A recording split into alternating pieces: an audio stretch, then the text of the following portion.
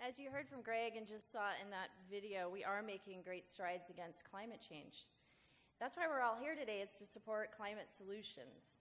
And the vision of a prosperous, sustainable, equitable future is becoming a reality.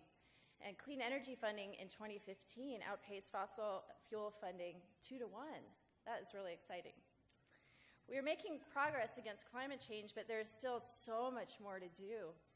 We know that climate change is one of the biggest global human health threats of this century. The Surgeon General, the American Medical Association, and the Lancet Journal all agree. And when it comes down to it, planet health is people health. When we harm the environment and the Earth's ecosystems, we are harming our own bodies. Without plants, we don't have oxygen. And without bees, we don't have food. Without clean water, we don't live. Because of climate change, bees, trees, water are all threatened, and so are we. The new bumper stickers should say, "Save the whales and the humans." I'm a fourth-generation Seattleite, and as a kid, our family lived in a small house in North Seattle. And we didn't have a lot. My dad was a teacher, but each year I really dreamed of having a big party, hopefully with a Hello Kitty theme. And every birthday in early May, my birthday is in early May, and every May it would rain. And I sort of gave up my dream of this huge Hello Kitty party when, after a decade of rain, the reality of the Seattle weather set in. I don't think the adults were surprised by that. 30 years later, though, I can tell you that things have changed. My birthday is almost always sunny. And the time is going to come in Seattle when an 80-degree day in spring is not met with celebration around the water cooler like it was this week, but actually with deep concern. By 2055, Seattle will have as many high heat days as Dallas, Texas does currently. In my role as chair of Washington Business for Climate Action, I talked with businesses around the state about innovation and how they're responding to climate change, and it's been really encouraging. At Virginia Mason, we're reducing our energy use, taking mass transit, and reducing our greenhouse gas emissions by 30% by 2020.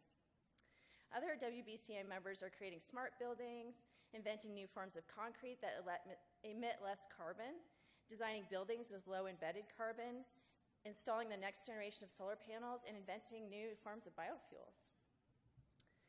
Our outdoor industry, fisheries, agriculture, and forestry are already collaborating and innovating because they understand that climate change poses a huge risk to their business and to the health of the community. What's exciting about all this is that human beings have a passion for innovation. And one of the biggest moments in innovation was the invention of the combustion engine, which birthed the Industrial Revolution. An engine is an exquisite example of our ability to innovate, despite unintended consequences of climate change.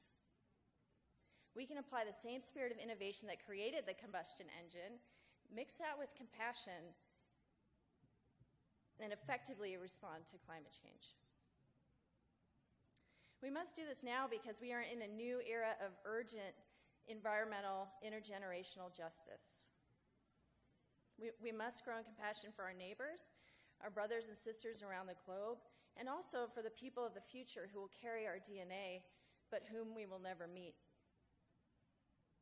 When our hearts and creative minds merge, each human being has the innate ability to compassionately innovate for the good of all. We can, we must, and we will address the climate crisis and advance a broadly shared, prosperous, clean energy economy. And your help is needed to make this